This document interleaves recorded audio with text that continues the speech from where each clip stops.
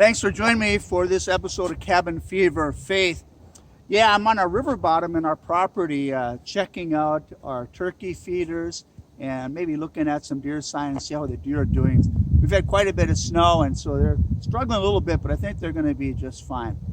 Yeah, I can see the river that we have before behind me. It runs through our property, and it's a great place for wildlife and so forth.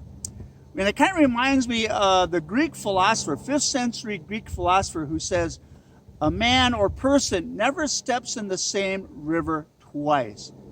And what he means by that is two reasons. Number one, you're not the same person when you step in the river a second time. And secondly, it's not the same river. The river's constantly flowing, constantly moving. And so it's never the same water. And yet the river remains, and so does the person.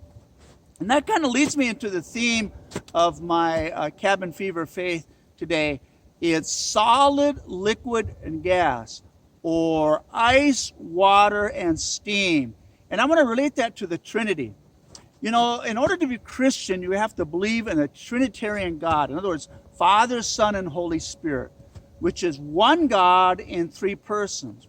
And yet those three persons make one God.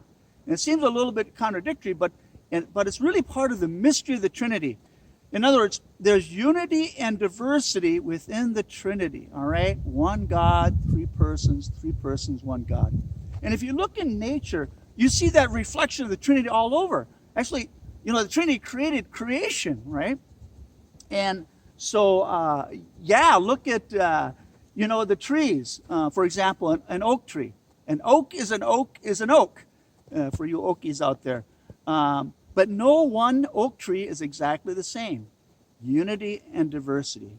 How about snow? Let's take some snow. You know, they say no two snowflakes are exactly alike when you get down to the nitty-gritty.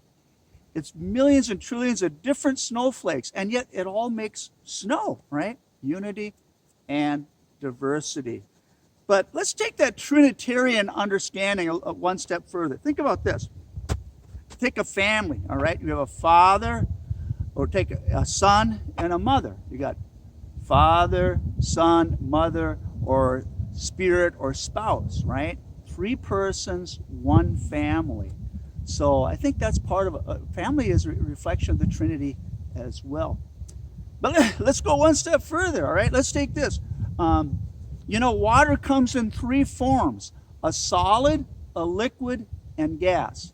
As a solid, water becomes ice.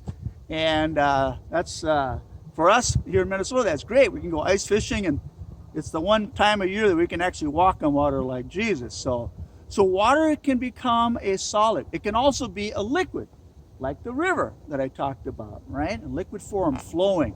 It can also be a gas. So I don't know if you can see here, I've got a little burner, my camp burner, and you can see the steam coming off that little pot of water, which I melted some snow, and anyway, to create that steam. So, and yet it's all water, right?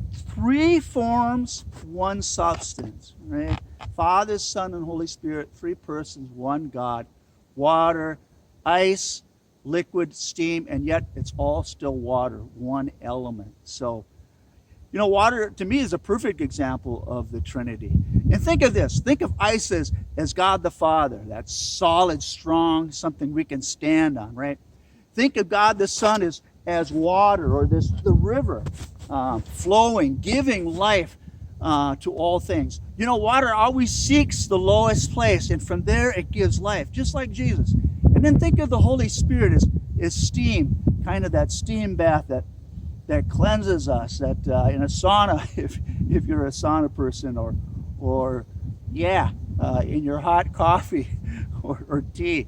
So solid, liquid, and gas, signs of the Trinity. And that's what it means to be a Christian, right? To believe in a God who is so diverse and yet one. By the way, that's one reason why we as Catholics, if you're Catholic, that we make the sign of the cross, a reminder of that unity, right? In the Trinity, we always begin a prayer with that and often end with it as well. And it's kind of neat if you're going to a stadium or football game or a baseball game and you see someone make a sign of cross at the batter's box, you know there's a Catholic.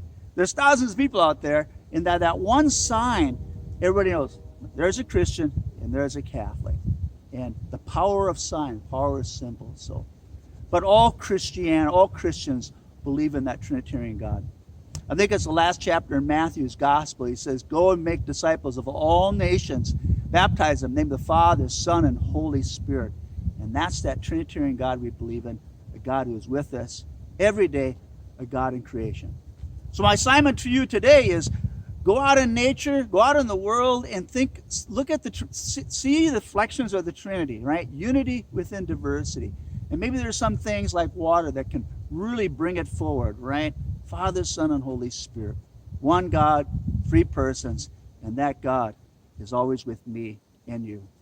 Until we meet again on the river, we'll keep praying for each other in the name of our lovely Trinitarian God.